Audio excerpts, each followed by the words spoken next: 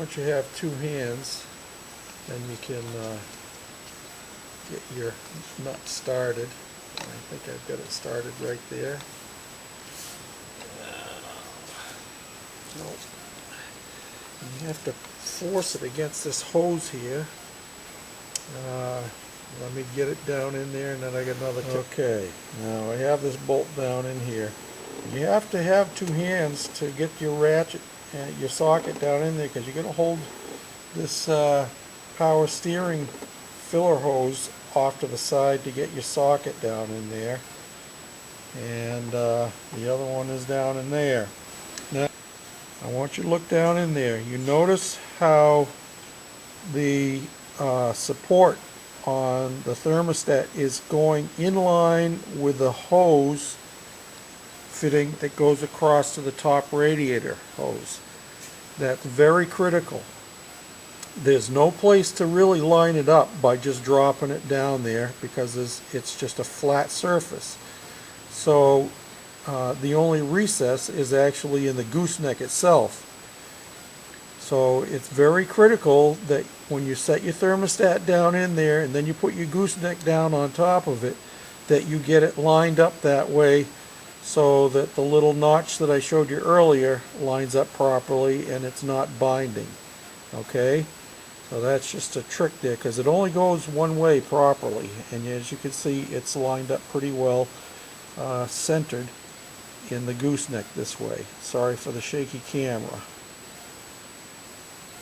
Now the next trick is to get the top hose back on. The problem is that you got to be able to get down underneath there and slide the hose in. The easiest thing, well, not the easiest, it would be easy to do if you didn't have all. So I'm going to have to fuss with it. And I'll bring you back when I get it on. There's no easy way to do it. And here it is, all buttoned up.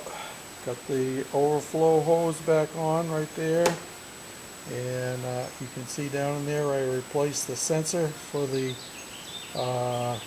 fan, and that's been plugged back in. And I don't know if you can see back in under there or not, but the hose clamp, the best way I found to get that hose clamp is using a socket, not a screwdriver. And of course, the other side of the hose is over here, and I replaced that clamp. So now we're ready to fill it up and test it and see if that solved the problem of overheating or not. There is a bleeder screw. Let me see if I can get a shot here for you.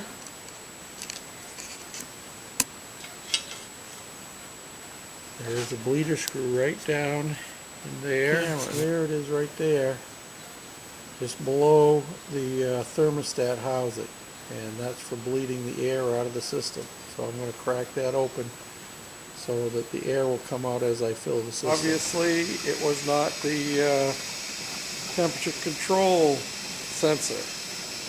So now we got to get into testing relays and testing the fan itself to see why it's not coming on. I had the key on after it started boiling over, and the fan should have been running, and it was not running. So now we know that we have eliminated the first two steps. Now on to the next one.